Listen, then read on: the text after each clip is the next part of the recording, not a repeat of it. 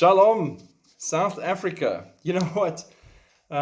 What's sad is back in the day, so when I was young, a long time ago, and in the military, we were proud. South Africa was right up there with military power and military abilities and the things that we could do. That is long past and gone in history. It's not even something we can even look back on anymore. Right now, it's an embarrassment from a military perspective, especially our Navy and our Air Force, which used to be two real forces to be reckoned with. So the latest article says South Africa lends China and Russia a helping naval hand. So to clarify, the helping hand we can lend is one submarine that's not worth much because we drove the other one into the seabed by mistake, while putting in our newspaper articles that the submarines are used to monitor the sharks. That's what we use them for. True story. And frigates, we have frigates, and we can use them as and when we have fuel and competent people to try and figure out how to use them. I'm not just talking down on my military. It's a sad reality where pilots have to argue and fight about who gets to fly the fighter plane that hasn't been allowed to fly for years because we lost our maintenance contracts and we couldn't pay for them. And now that we can, there's a fuel ration, so you can only have so many hours and then it's done again, so all the pilots sit around. So it's chaotic. We're not much of a threat to anyone except ourselves right now.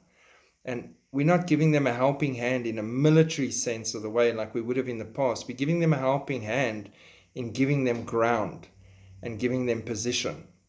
China, Russia, and South Africa are scheduled to hold a naval exercise, a military flex known as J.C.O.M.E.S, that will carry geopolitical weight for the two allies' vision of an emerging multipolar world opposed to US dominance and the latter's aspirations for leadership on the African continent.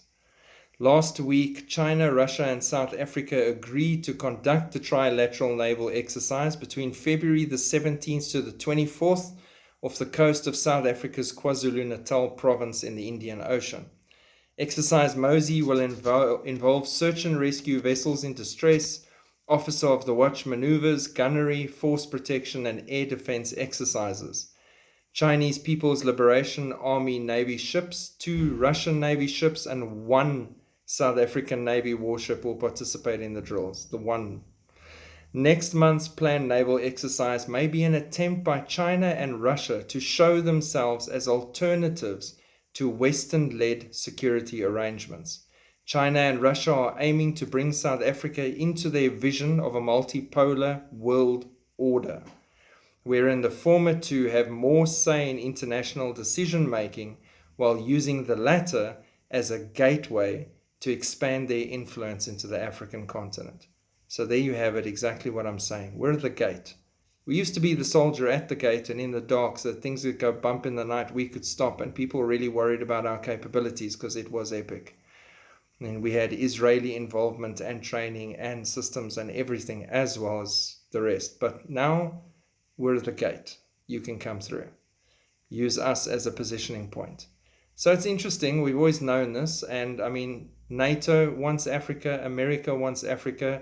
China and Russia want Africa. Africa seems to be the thing. Is it the fallback position after the nuclear war? What's the situation? Is it just the resources? It's worth watching as it develops. God bless. Keep watching. Shalom.